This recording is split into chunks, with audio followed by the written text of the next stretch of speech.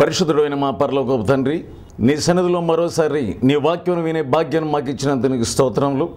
వాక్యం వింటున్న ప్రతి ఒక్కొక్కరిపై నీకు ఆత్మ పనిచేయనట్లుగా గ్రహించము. సాతాను శక్తులకు ప్రభావం నేసినావులో నేను గద్దిస్తుంటానుగా ప్రతి వారిలో గ్రహించు హృదయం, వారి యొక్క అవసరతలను చూచే కన్ను, నీ స్వరం వినే చెవులు వారికి దయచేయమని వేడుకుంటున్నాను. నీ సన్నిధి మాతో ఉంచి వారి హృదయములను బాగు చేయమని యేసు నామమున వేడుకొంచున్నాను తండ్రి, ఆమేన్. బైబిల్లో అనేకమైన సంఘటనలు మన జీవితంలో హెచ్చరించేవిగా ఉంటున్నవి. ఎన్నో సంఘటనలు మనం చూస్తూ ఉన్నాం.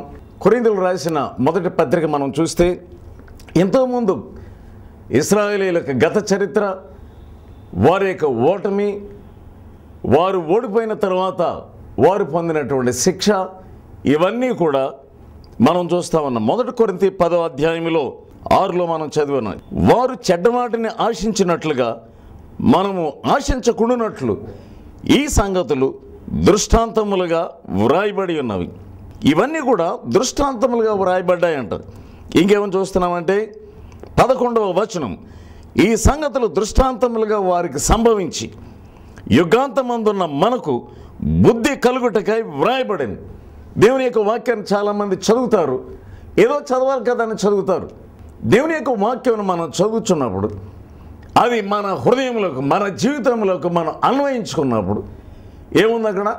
బుద్ధి కలుగుటకై, యుగాంతమందు ఉన్నటువంటి మనకు బుద్ధి కలుగుటకై అవి వ్రాయబడేను. అనేక మంది వాక్యాలు చదువుతున్నారు కానీ ఏమాత్రం కూడా బుద్ధి తెచ్చుకోవడం లేదు.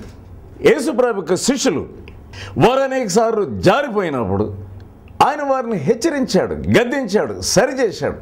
పేతురు యొక్క జీవితంలో అతని పేరే తుడుకు పేతురు, అంటే చాలా తుడుకుని ఇది చేసేస్తాను అది చేసేస్తాను అని ఎన్నో ప్రగల్భాలు పలికేటటువంటి పేతురు జీవితం మనం చూస్తే అన్ని ప్రగల్భాలే.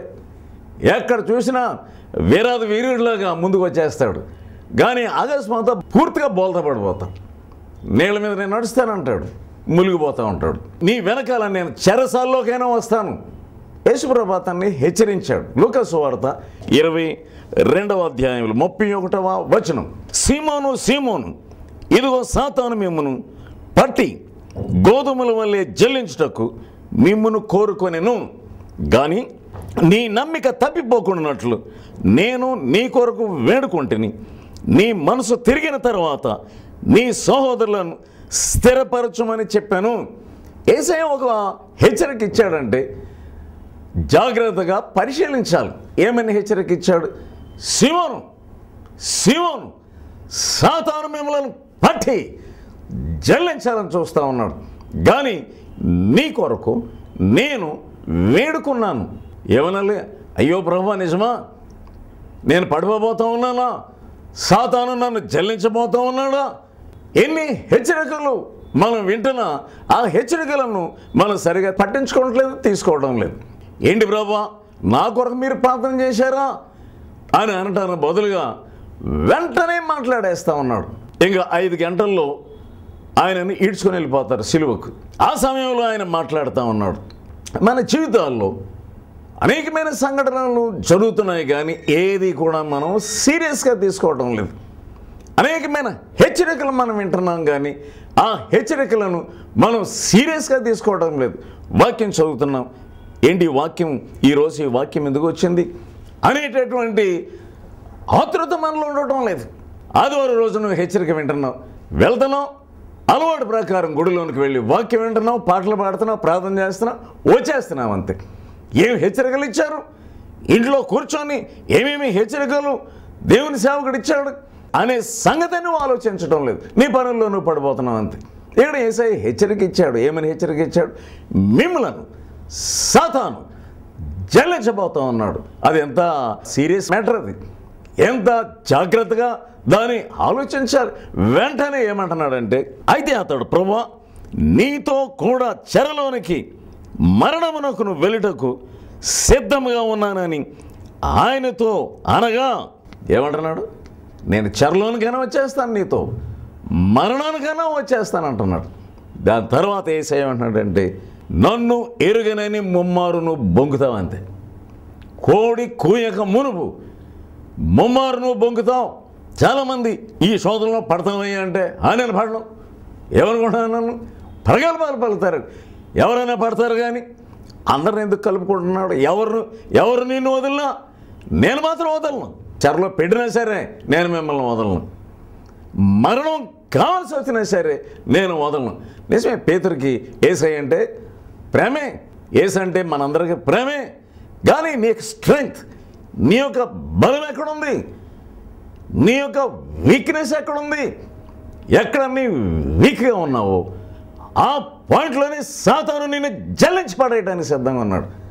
కానీ నీ యొక్క బలం ఎంతో నీకు చూపించడానికి ఆ శోధన నీ మీదకు వస్తూ ఉన్నది. నువ్వేమనుకుంటున్నావు? నేను మాత్రం పడను పడను పడను పడను అని కూడా పడుతున్నావు దాంట్లో. ఇప్పుడైనా నీకు అర్థమైందా నీ యొక్క బలం ఎంత?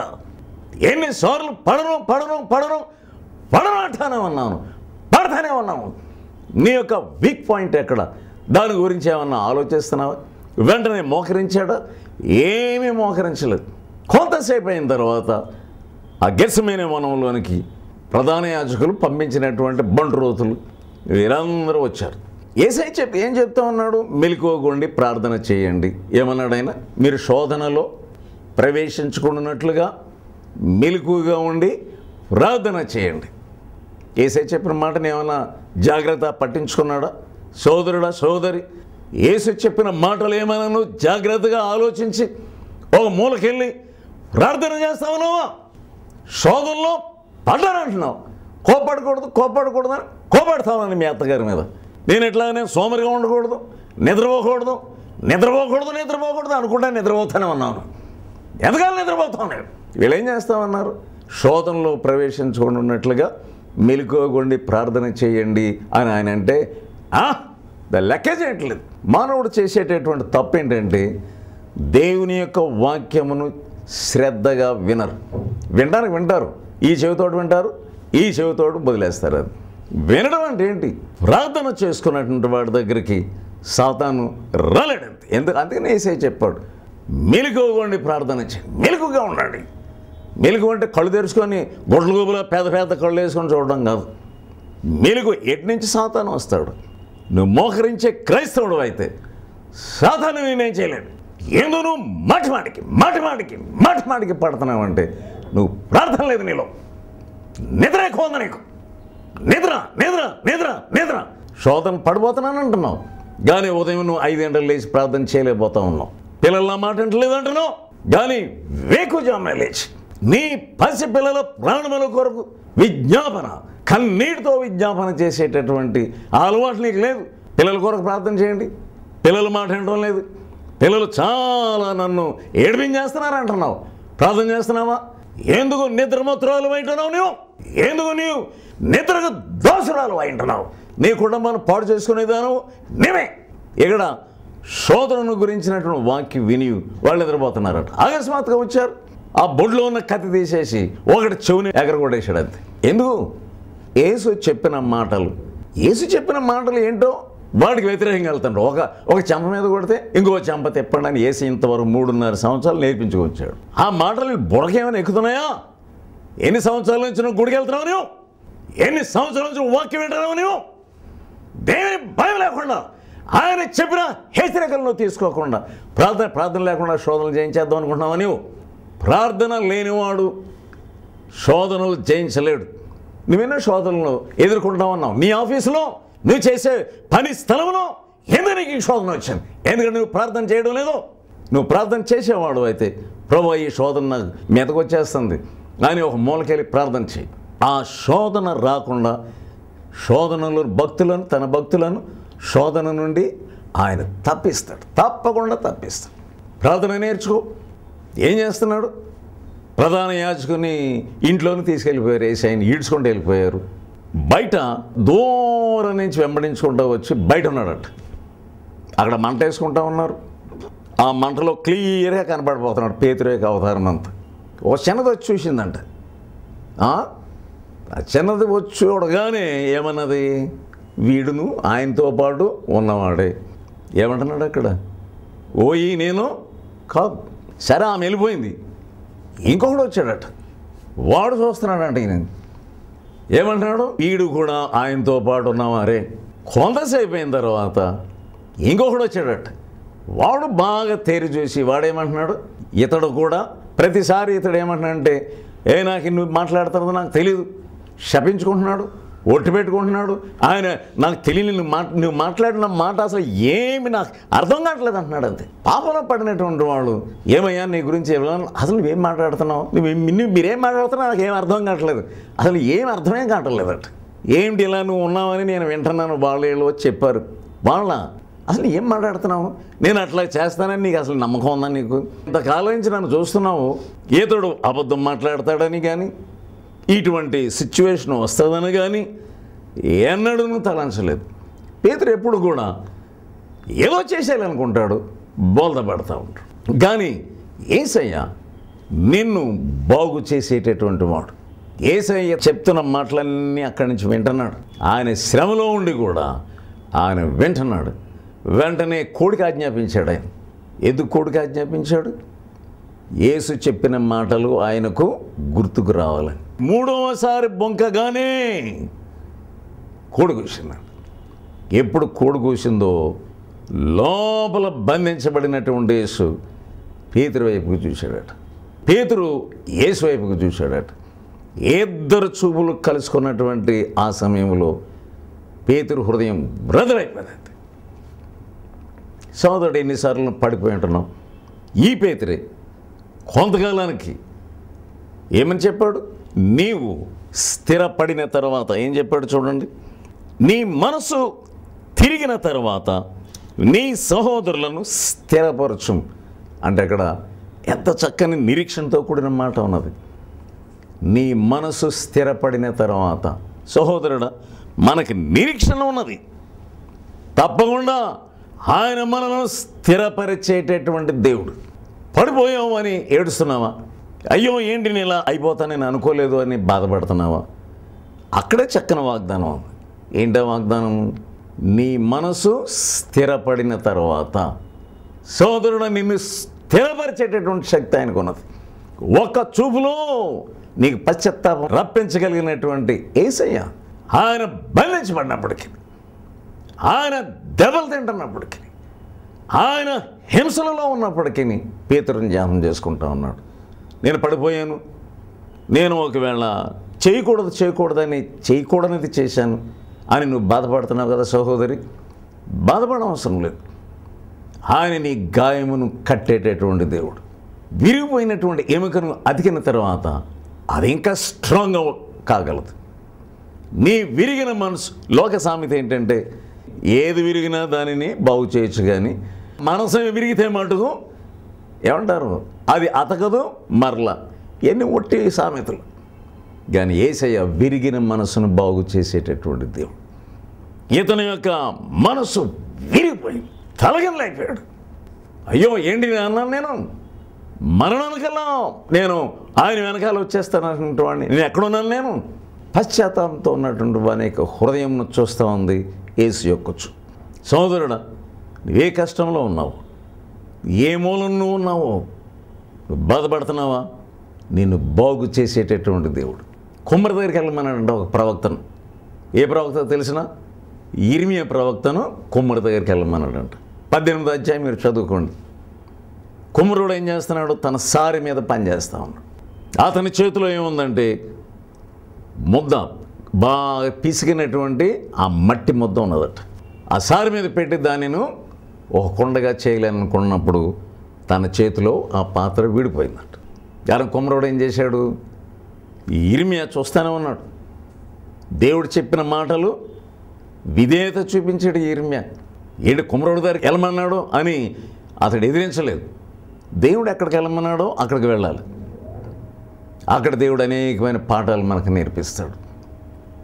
ఆ కుమ్మరివాడి చేతిలో విరిగి కింద పడిపోయినటువంటి ఆ ముద్దను, ఆ పాత్రను ఏం చేశాడు? అతడు తిరిగి దానిని మరలా దానిని పిసికి మరలా దానిని తయారు చేసి ఒక చక్కని పాత్రగా చేశాడట.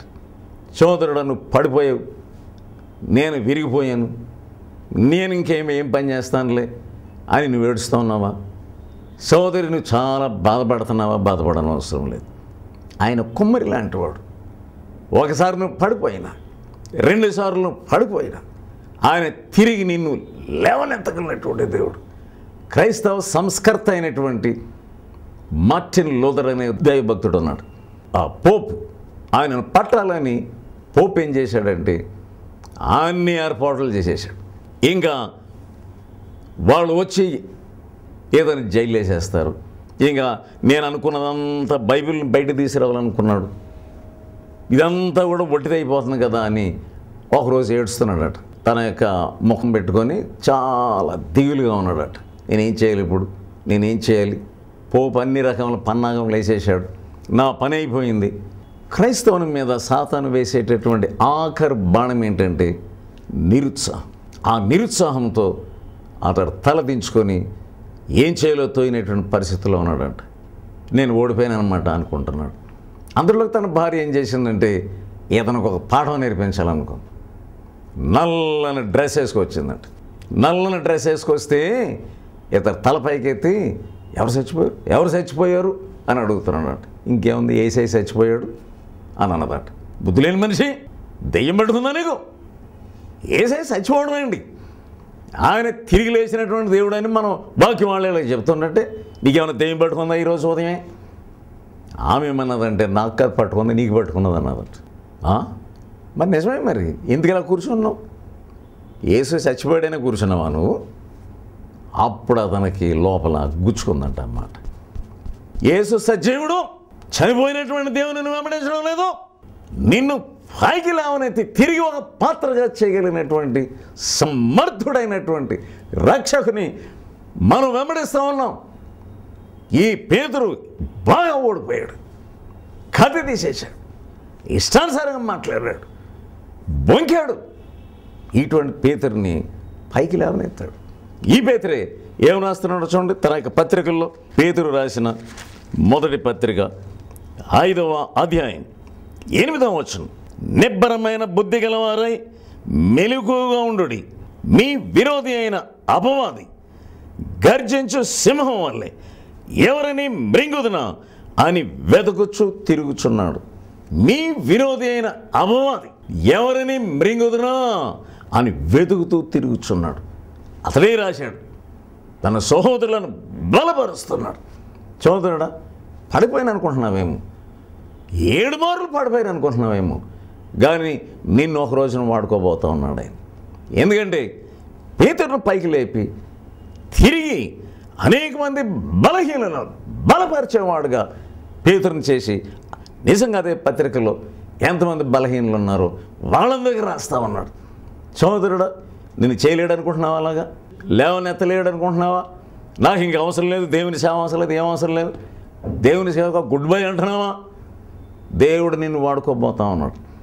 ఆయన నిన్ను పైకి లేవనెత్తేటటువంటి దేవుడు. పేతురులో పశ్చాత్తాపం కలిగజేశాడు, విరిగి నలిగిన హృదయం కలిగజేశాడు. బైబిల్ ఏముందంటే దావీదు అతను పడిన తర్వాత తన పాపను ఒప్పుకొని పశ్చాత్తాపడుతూ ఒక విలువైనటువంటి మాటను రాశాడు. కీర్తన 51:17 వచనంలో ఆయన ఏం రాశాడంటే ఆయన పశ్చాత్తాపంనే రాసుకున్నాడు. విరిగిన మనసే దేవునికి ఇష్టమైన బలి.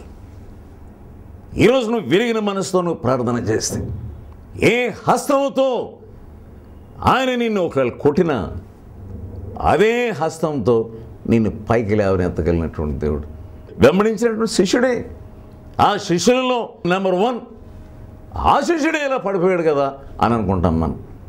ఆ శిష్యుడిని కాదు, అందరినీ లేవనెత్తగలిగినటువంటి ఈ గొప్ప సమర్థుడైనటువంటి యేసయ్య.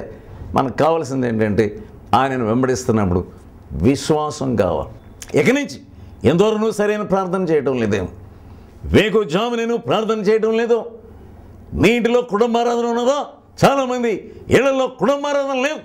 5వ కీర్తన 2వ వచనం, నా రాజా, నా దేవ, నా ఆర్త ధ్వని ఆలకించు, నిన్నే ప్రార్థించుచున్నాను. యెహోవా, ఉదయమున నా కంఠస్వరము నీకు వినబడును. ఉదయమున నా ప్రార్థన నీ సన్నిధిని సిద్ధము చేసి కాచియుందును. ఉదయమున దావీదు రాజు. రాజు అంటే ఎన్నో కార్యక్రమాలు ఉంటాయి. యుద్ధాల్లో వెళ్ళేటువంటి పరిస్థితి ఏమిటి, ఎటు వెళ్ళాలి, ఏ లోపల ఉన్నటువంటి సైనికుల సంగతి ఏంటి, ప్రజల సంగతి ఏంటి, వారి క్షేమము బాగోగుల సంగతి ఏంటి, ఎన్నో ఆలోచించాలి. కానీ అతడు దావీదు యొక్క సక్సెస్ కారణం ఏంటంటే ఇది.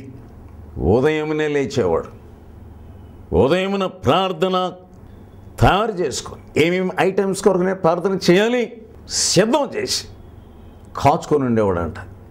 దేవా నువ్వు నా దగ్గరకు వస్తావు కదా, ఇదిగో ఈ విన్నపాలన్నీ నీకు చెప్పుకోవాలనుకుంటున్నాను. తన వీక్నెసెస్, తన యొక్క పరిస్థితులు, ఇది అతని యొక్క సక్సెస్ కారణం. దావీదు ఓడిపోయినాడు, కానీ దేవుడు తిరిగి అతను లేవనెత్తున్నాడు.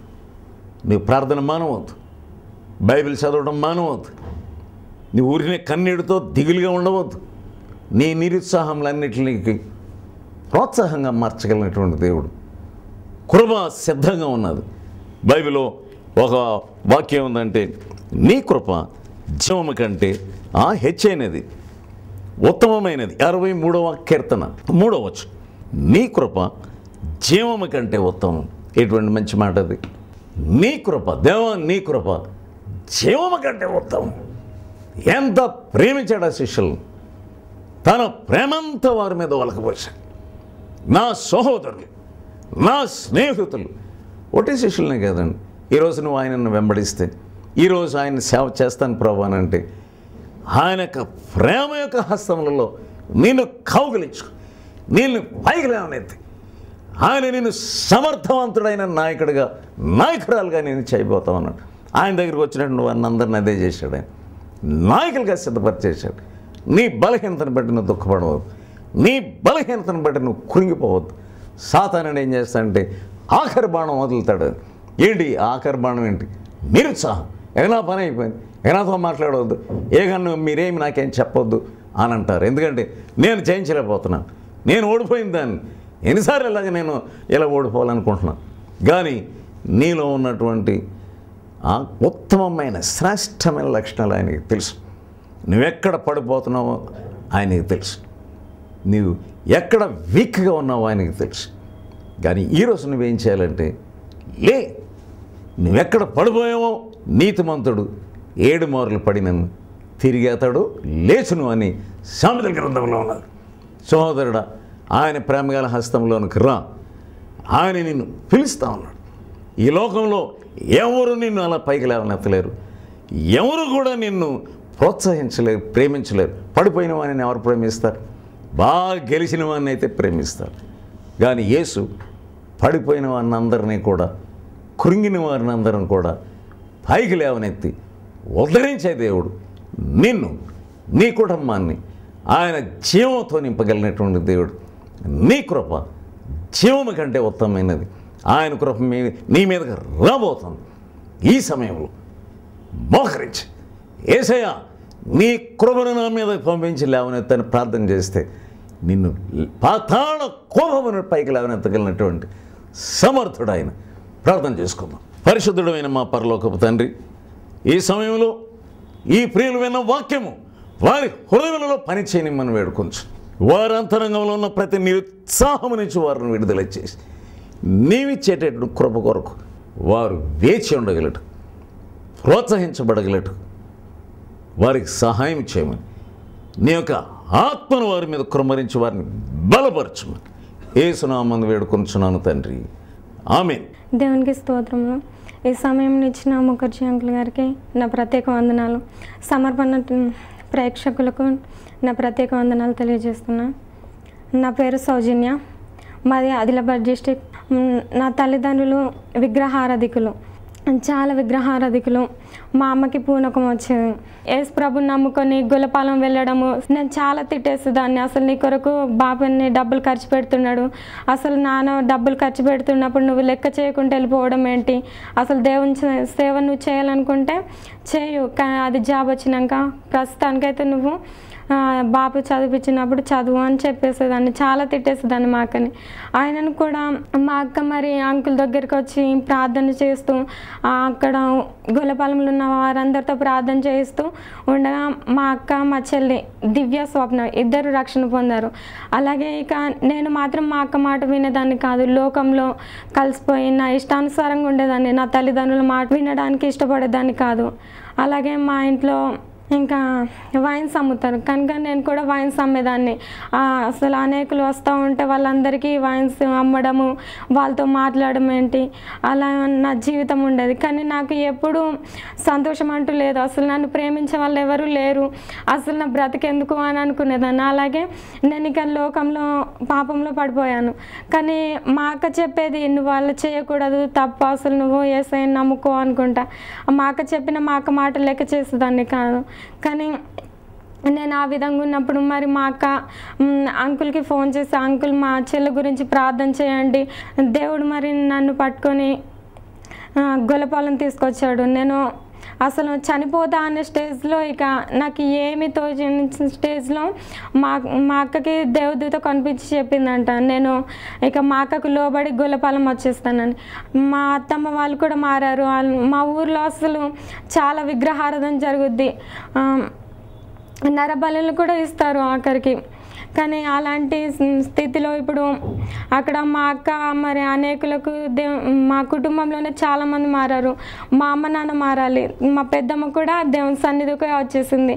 మేమందరం దేవుని సేవలో ఉండాలని మేము అనుకుంటున్నాం. అలాగే ఊరినూరులో దేవుని సేవ జరగాలి, ఇంకా నేను దేవునిలో చాలా వాడబడాలి అని నేను అనుకుంటున్నాను. ఒకప్పుడు నేను చదువుకోవాలి అనుకున్నా, కానీ లోక చదువు వ్యర్థమని నాకు తెలిసింది. ఆ చదువుతో వచ్చేదేం లేదు. కానీ నాకు ఆ లోక చదువు కంటే గొప్ప చదువు బైబిల్ చదువు నాకు దేవుడు ఇస్తున్నాడు. నా రక్షణ వాగ్దానము కీర్తన 84, నా పాపాలు క్షమించబడ్డావని, సియోనులో నువ్వు కనిపించదవు అని నా రక్షణ వాగ్దానం. నేను బాప్తిసం 2010 మే 22 తీసుకున్నాను. ప్రభువుని ఎరిగిన వారు నా కొరకు దయచేసి ప్రార్థన చేయండి. అలాగే మా కుటుంబం కూడా మారాలి.